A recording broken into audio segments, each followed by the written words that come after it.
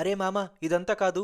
నేనే రాజుల కాలంలో పుట్టుంటే ఈ పాటికి పంచభక్ష పరవాణాలతో సేద తీర్చుకుంటూ హాయిగా బతికేసేవాడిని. ఓ హెల్ నా nephew, this is what is gonna happen. 9వ బర్త్డేకి యుద్ధానికి వెళ్తావు, 10వ బర్త్డేకి ముందే పట్టా కట్టేస్తావు. Let me tell you something. History is glamorised, past is glamorised, and nostalgia, that shit's glamorised too. ఇదంతా కాదు, మిడ్ 2000s గురించి మాట్లాడుకుందాం. We have seen a world of radiance, opportunities, right?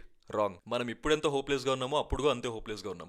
అయినా మనం పాస్ట్ ఇంత రొమాంటిసైజ్ ఎందుకు చేస్తామంటే there is a cognitive bias for it, డిక్లైనిజం.